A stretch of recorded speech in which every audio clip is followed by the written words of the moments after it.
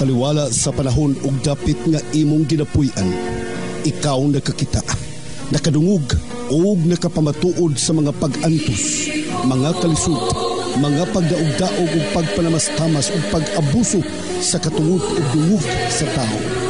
Ikaw nangutana, kanus apa ba kahatagan kinig kasulbaran, solusyon kining tanan?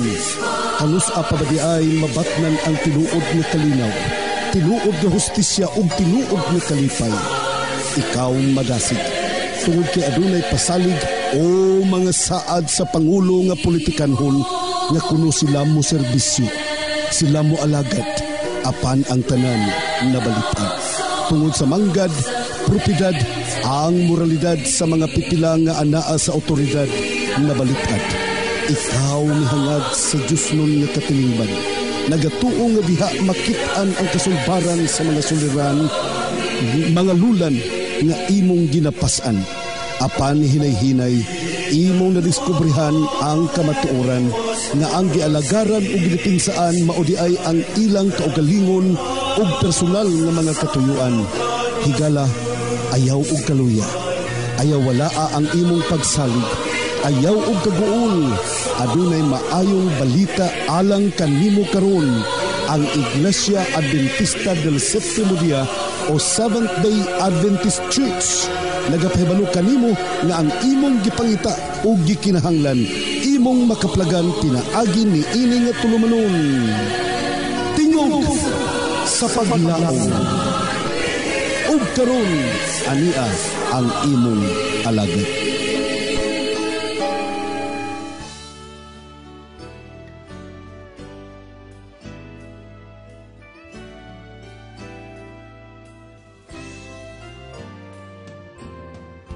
Feel your touch, I can feel your heart as I'm lying here alone in the dark. I hear your voice gently say, come to me. I long for your touch, like the earth longs for rain. I'm weary, Lord, I've wandered this desert too long. So come, living water, flow through me like a river. My heart beats thirsty, so long. Flow through my soul and pour out your mercy. Come, living water, fill me.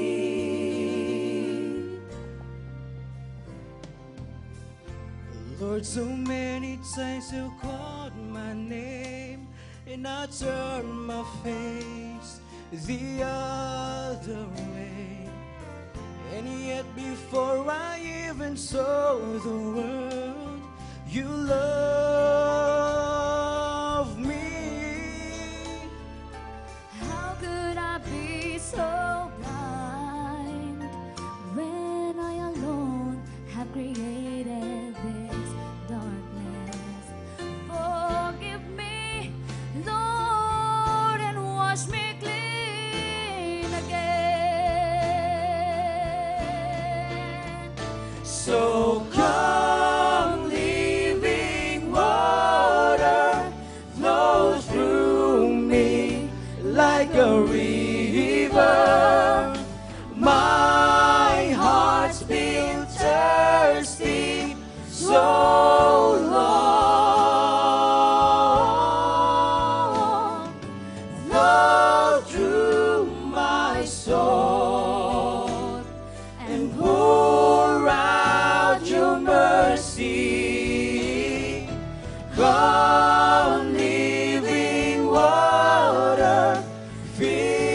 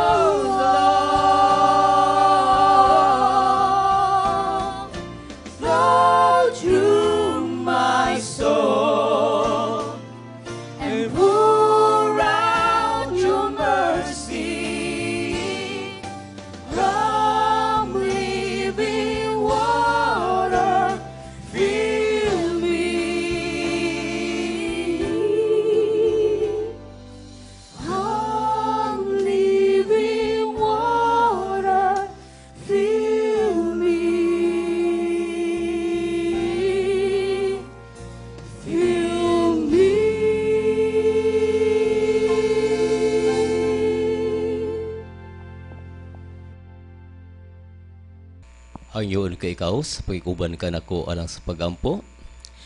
Gamhanan, balaan ug maluluyo ng mga Dios tag-iya ikaw sa mong kinabuhi.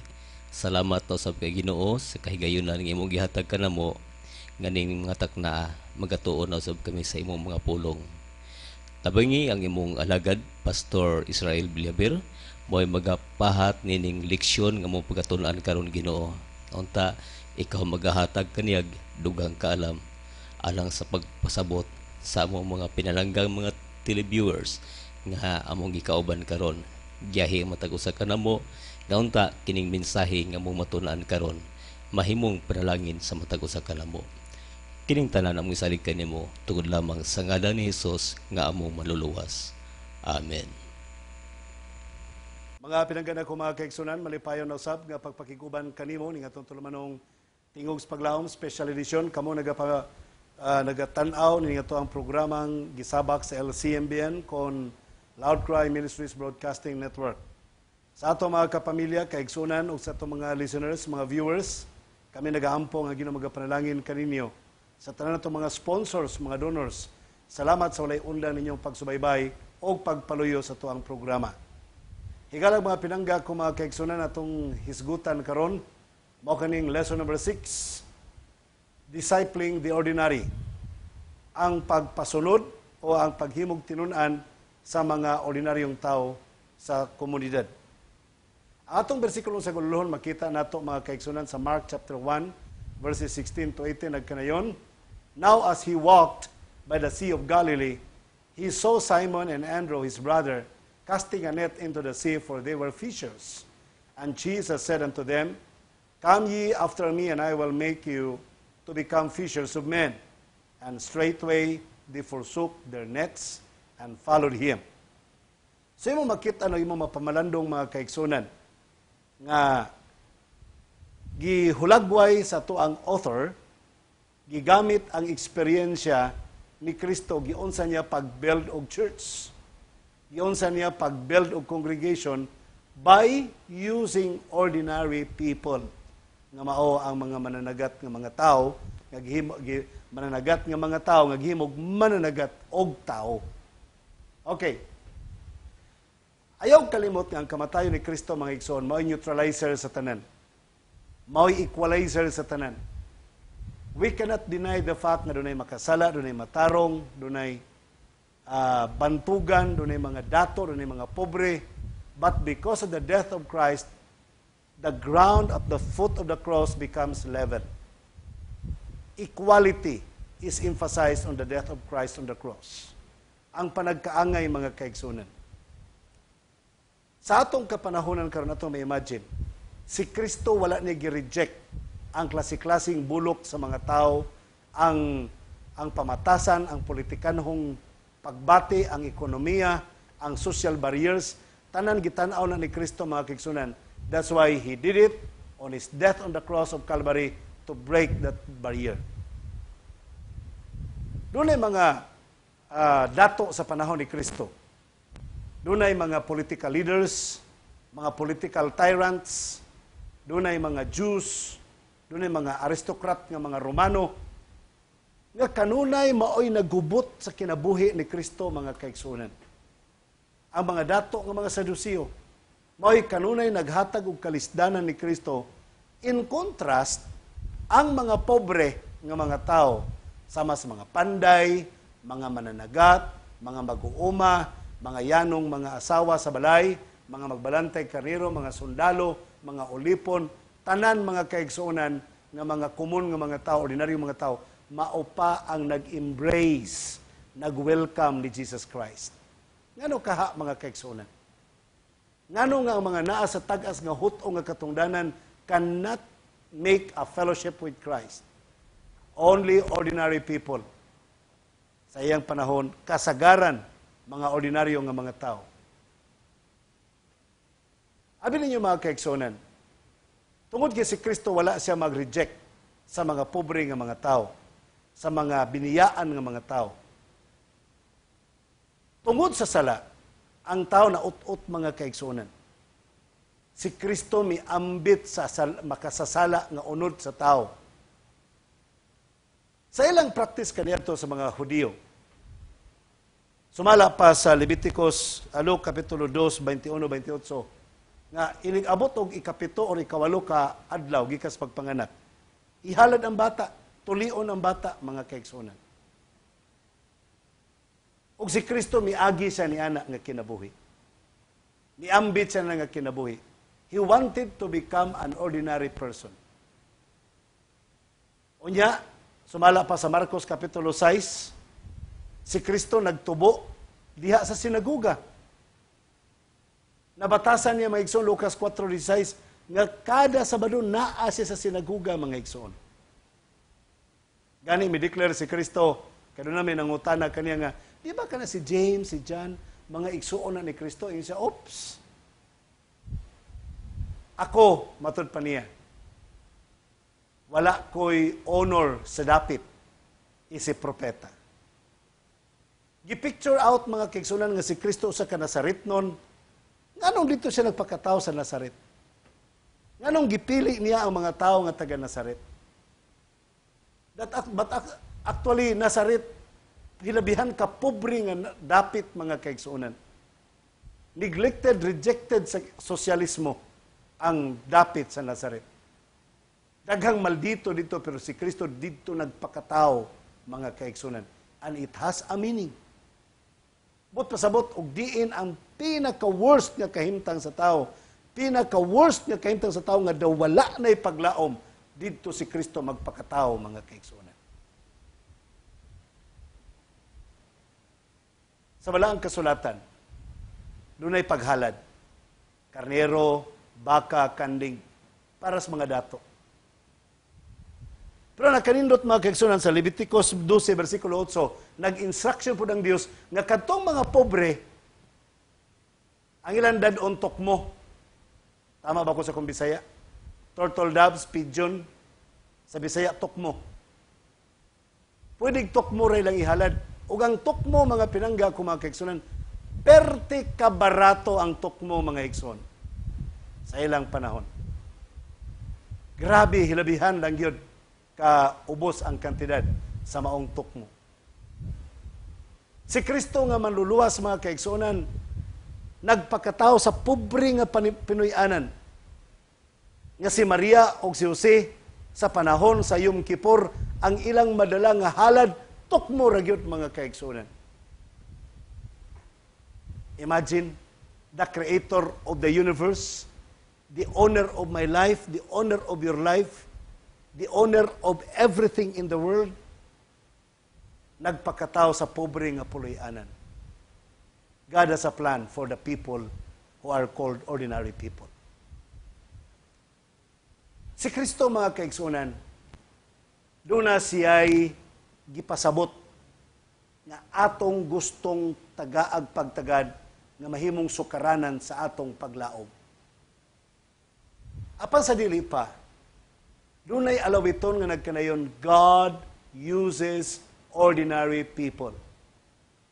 Ang Diyos nagagamit og mga taong yano nga mga tao, ordinaryong mga tao.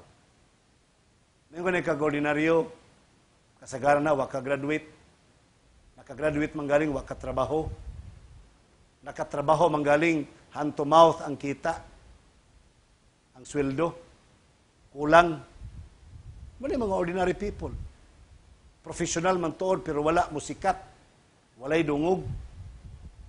Ang uban, anak, mga masakiton. Kasagaran, anak, mga makasasala, mga kaigsunan. But Christ has a plan for any ordinary people. Sa Juan Kapitulo 2, 1 hangtod sa 11, sugilanon kini mga kaigsunan sa kasal sa Kana. Basta kasal, remember, ang bino, mga kaigsunan, may pinaka-importante, may pinaka-espesyal para kanila ang bino. Ang bino na hurot. Ningon dayon si Maria, Jesus, anak, ang bino na hurot na, usaman. Ingupos Kristo, ina mga sulugoon tanan, punon og tubig ang tadyaw. A water compared to the wine is very ordinary thing. Ordinaryo kaayo mga pinangga ko mga kaigsunan ang maong tubig.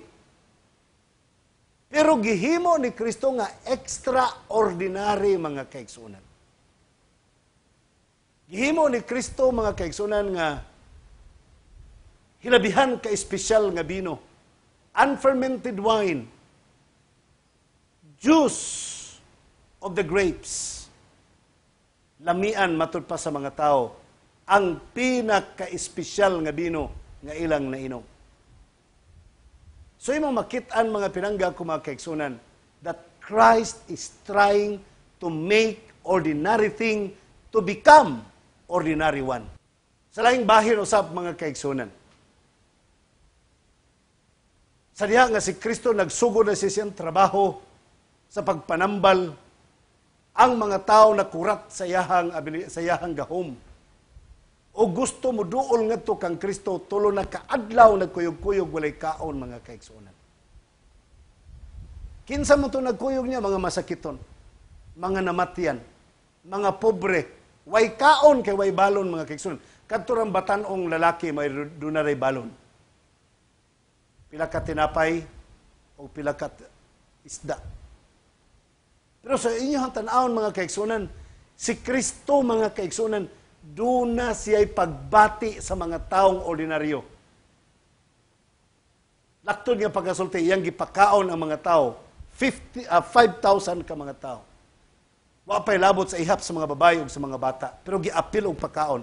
Sa ato pa og kada lalaki adto magdalag babae kay asawa, napagi-anak tulo ka buok sa ato pa 5 sila tanan, 5,000 times 5, 25,000 ka mga tao gipakaon ni Kristo mga kaigsunan. Ang yano nga tao mga higalag kaigsunan, dili malikayan. Dunay gitawag og natural, physical, emotional, and social desires. Kaning tanan nga mga aspito nga bahin sa tao mga kaigsunan, bisag unsa kayano nga tao giatiman kana ni Kristo mga kaigsunan. Gitagaan yung importansya ang tao aron mo haom niya ng upat ka mga anggulo sa kinabuhi. Si Ginoong Hesus mga kaigsunan, gi-change niya ang water into wine. Ang tao bisan unsa ka ordinaryo sa tao. Hangtod nga iyang kinabuhi iyang ibutang sa kamot ni Kristo, then God will make that man extraordinary. Sama sa tubig nga ordinaryo, gihimo sa Dios nga espesyal nga bino mga kaigsunan. Managingon ni Mark Finley, usas iyang mga wali matud pa niya, no matter how small your talent is, as long as you place it on the hand of Christ, then Christ will make it great. Bisag unsa kagamay sa imong talent mga kaigsunan. Pero kung imong ibutang ang imong talento sa kamot sa Dios, God will make it great. Ako, ordinaryo ko nga pagkatao mga kaigsunan. Pero kung akong kinabuhi, akong itugyan sa kamot ni Kristo mga kaigsunan, then God will make me great. Ang ginapangita ni Kristo mga kaigsunan, ang mga taong walay pulos. Mga tao nga nibati nga walay mahimo. Kaya ang mga doon naman go'y mahimo, mga kaigsunan, kato mga bantugan nga mga tao, di na to manampit o Ginoo. Di na to manawag og langit, mga kaigsunan. Pero ang mga tao nga mga kabus, masakiton, mga apiki og kinabuhi, kanunay nagahandom og manluluwas, in which Christ is very much effective to them. Because Christ is our Savior. Si Kristo ang manluluwas mga kaigsunan. How many times ang atong pagkabig og mga tao madanita sa mga tao nga mga degree holders? Sa atong pagpaminaw, pagpili og mga tao nga magwawali, makabig ta sa mga tao nga mga bantugan nga mga tao. But don't forget, Christ is choosing the ordinary ones to come and follow after him. Ang 12 ka mga apostoles, who were they? They were simple fishermen. Usan ini mga kaigsunan mo si San Pedro. Si San Pedro sa lamang kayano nga mananagat. Giingnan ni Kristo, "Come, follow me, and I will make you fishers of men." Tanawan ninyo mga kaigsunan na. Wala mayroon si Kristo nga, "Come and be a fishers of men, and I will make you, then follow me." No. Ang gisulti ni Kristo, "Come, follow me." Bahalag yabag pa ka, bahalag kinsa pa ka, masakiton pa ka, diferensyado pa ka, makasasala pa ka. The command was, "Come, follow me." That's what according to the Bible. Jesus Christ said, "Come, follow me." Then what happens after I follow Christ? Jesus said, "I will make you." I will make you. There will be the process of making. I will make you from being the fishers of fish. Then I will make you to become the fishers of men. From that ordinary work as ordinary of catching fish, then God will make you something extraordinary, catching people for heaven. Si San Pedro, mga kaigsunan, we cannot deny the fact na naka-encounter gid siya mga pagsulay kauban sa iyang pagtuo. Abi ninyo mga kaigsunan, sa kagayon niya na, sumala pa sa Luke chapter 5, 1-11. Si Kristo, Jesus dapli sa dagat, nanudlo. Giinan niya si San Pedro nga, mananagat man kag isda, ato diya sa loud, itaktak inyong pukot. So, San Pedro nga, stilan karaan naming mananagat, niya managat mi direk utong totok. Murag wagi madala, wagi makuha mga kaigsunan. Pero, by faith, Peter did it. Gihimo ni Peter mga kaigsunan. Lo and behold, it was so very amazing. Grabing isda nga nakuha mga kaigsunan. Tanawa ko sa gihimo ni Pedro. Sa pahawagi kang kanako kay makasala ko pero perting gunit sa tiil ni Kristo mga kaigsunan. So, imo magsabtan nga sa kinabuhi ni San Pedro, mga kaigsunan, there was a conviction after the conversion followed. Nahitabo mga pinangga ko mga kaigsunan that the Holy Spirit was using Peter and sa diyan ang utanas Kristo, "Whom do you think am I? A prophet? Or what?" Ingon si San Pedro, "Thou art the Son of God." Ikaw ang anak sa Diyos, mga kaigsunan. Higala, mga kaigsunan, from ordinary person to become extraordinary. Example, again, was Peter. Si Peter, mga kaigsunan, dominant kayo siya yung pangalan sa tibok naong sa yuta.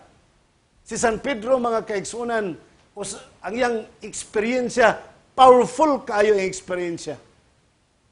Walay ko kahadlok, nagawali sa may balita, after that radical conversion that happened unto him, Peter was turned to become extraordinary. Mga kaigsunan, let us be careful of making judgment against those people whom we think to don't be saved. Sige, kantawanan na, klaro na, di maluwas na. No, si Pedro, mga kaigsunan. Si Saul, nga nahimong Pablo. Mga taong badlungon sa komunidad, mga kaigsunan, but later, God used them to become extraordinary. Ikaw nga naminaw. Kinsa ka man kaniadto. Pero gihimo kang extraordinary ni Jesus Christ. Ako mismo, mga kaigsunan, kinsa man ko kaniadto, kamong taga Cebu, kailan mo na ako, o kinsa ko.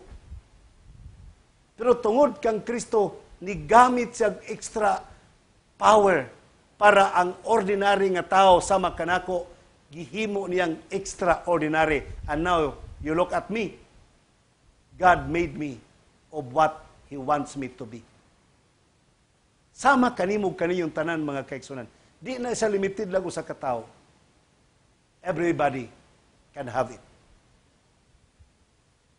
Doon ay mga evangelist, mga igsoon usbon ko, na manghambog sila ng ilan na converter, mga profesional, mayor, abogado. Ayaw mo kalimot mga kaigsunan. Nga ang mga pobre doon nagihapoy luna sa kaluwasan. Balik ta dito sa maong instruksyon sa paghalad. Maghalad ka mo baka, kanding, karniro. Giapil ang tukmo o say role sa tukmo para sa mga pobre, mga kaigsunan. Si Sister Ellen White sa Steps to Christ nagsulti, bisag isa lang katao ang makasasala ni kalibutan. Bisag isa lang katao makasala ug kana nga tao ikaw mao. Still Christ will come and die Himself on the cross of Calvary. Magpakamatay gyapon si Kristo sa cross. Abi ninyo mga kaigsunan, ang tukmo para sa mga pobre. Pilay kantidad sa tukmo mga kaigsunan.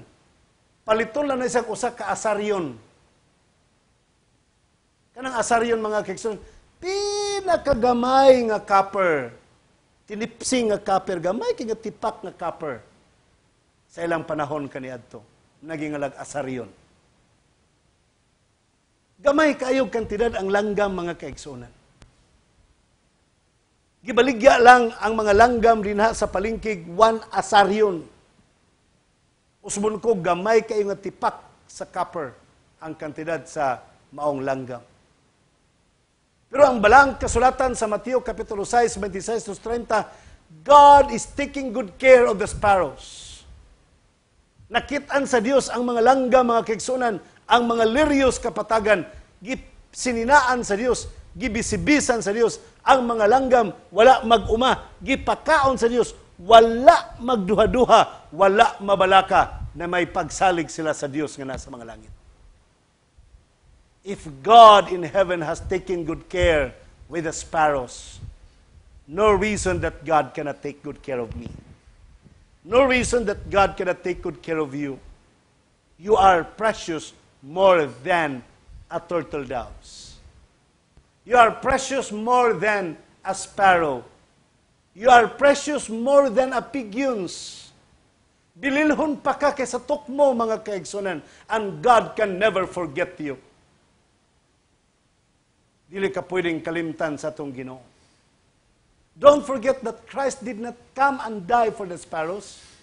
He did not come and die for the animals.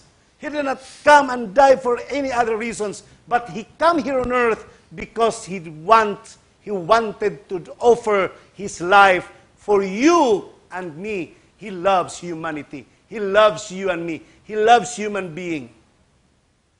Ang pinakarason nga nang nagpakamatay siya sa krus, para kanimo ug kanato. Para kanatong tanan. Dili tungod sa tukmo, dili tungod sa langgam, tungod sa tao mga kaigsunan. The principle of heaven is full of meaning, allowing or sending Jesus Christ to offer His life on the cross of Calvary for our salvation. Si Ellen G. White, mga igsoon, nagkanayon siya sa Testimonies for the Church, Volume 8, page 73. Christ would have died for one soul in order that one might live through the eternal ages. Bisag usa lang kalag ang nakasala, still Christ will come and die and offer Himself on the cross of Calvary para ang usa ka tawo nga nakasala makakabot og kinabuhing walay katapusan. Mga kaigsunan, don't forget, if you are a Christian, kung naa ka kang Kristo, mga kaigsunan, congratulations. You are now a member of what we call a classless society. Classless society, walay pagpinig sa mga bulok sa mga tao. Walay Hilonggo, walay Cebuano, walay Tagalog, walay Maranao, walay Maguindanawans, wala. Wala ta magkabungkag-bungkag mga kaigsunan if we believe in Christ. Though we were ordinary people, but because of the love of Christ shed on us, we become extraordinary. Kita mga kaigsunan, nahimo natang mga tao nga usara diha kang Kristo.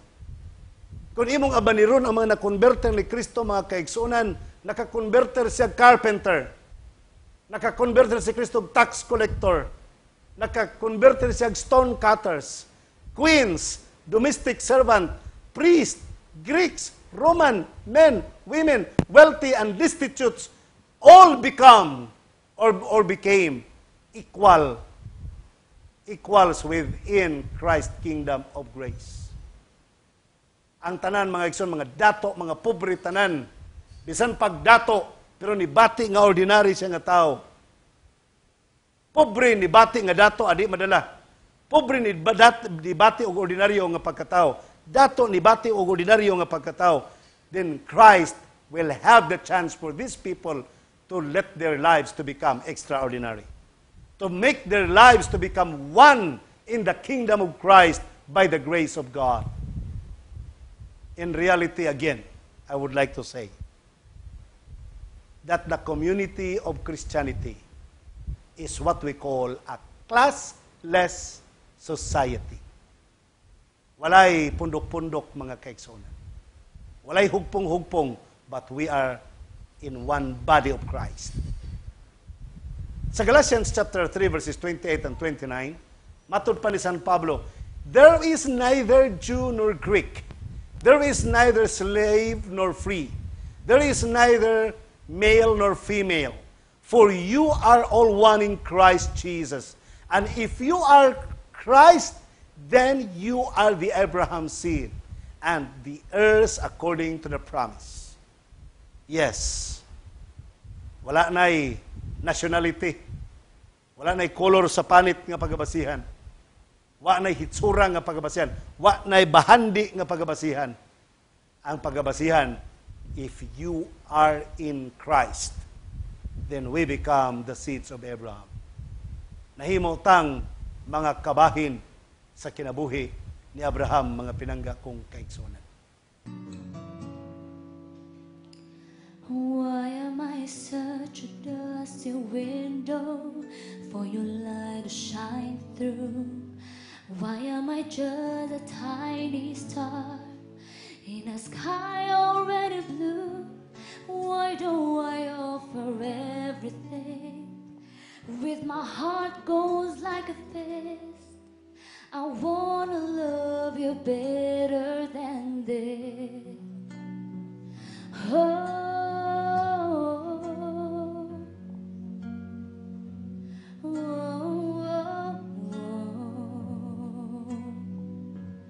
Why do I live like I'm in chains when you will set me free? Why do I have to break your heart before I'm on my knees? I know it's time to pray for prayer, but all I gotta give, I wanna love you better than this. So renew me, remake me, undo me, unbreak me. Come into the empty spaces of my broken places and consume me, complete me, pursue me, redeem me. Let your Holy Spirit live in through me.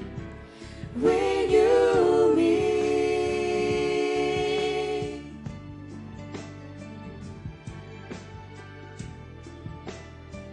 Renew me, Lord. I need you as my refuge, my first and last resort. Be the river always running through my deepest thoughts. So keep me in your arms, 'cause even when I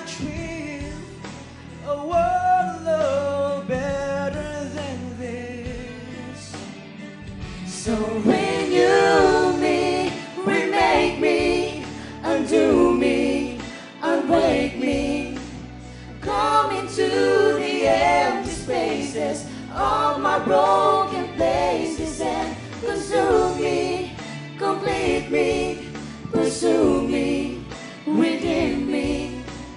Let your Holy Spirit live in through me. When you meet,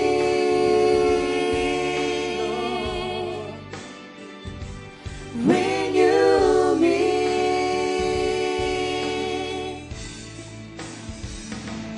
my life bend into your will, seeking you until I'm more and more like you. So when you meet, Lord, come into the empty spaces of my broken places and consume me, complete me, pursue me, redeem me. Let your Holy Spirit live in through me. When you meet,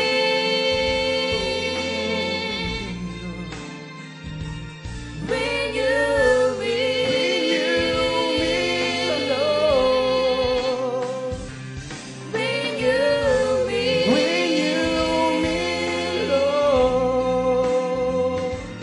when you meet,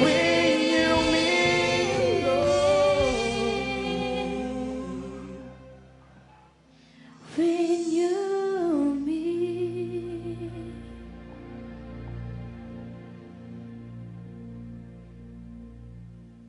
Magampot ang mga kaigsunan. Dalaygon og bala na mo nga Dios nga ikaw sa mga langit. Daghang salamat Ginoo sa pag-uban usab kanamo karon. Ginaot ikaw magapasalo sa mga sala ug maghimong takos kanamo sa imong atubangan. Salamat sa pag-uban mo sa pagtuon mo sa imong pulong. Salamat sa kaalam nga langit nun nga mo nasabtan imong kamatuoran. Panalangin ni o Dios ang tanang mga nagatan-aw karon nga programa, nagapaminaw nini nga broadcast, tanang mga kawani ning istasyon, tanan nga mga TV crew o mga sponsors o mga donors panalangini. Iyong manusab ang tanang mga nagdumala sa organized work, mga pastors, iyong panalanginan na puruntaw Diyos tibok naong sa yuta. Gikan sa General Conference, South Philippine Union, ngadto sa mission o conferences sa local churches. Ginoo, ikaw magadugang o pasabot sa mga naminaw o magkinabuhian. Nga doon ay paglaom sa pagkaordinaryo nga tao, basta mo tuog, musalig kanimo, himuon nimong extraordinary person. Kining tanan namahan na magitugyan kanimo gilauman nga madawat. Pinaagi sa ngalan ni Jesucristo nga among maluluwas. Amen.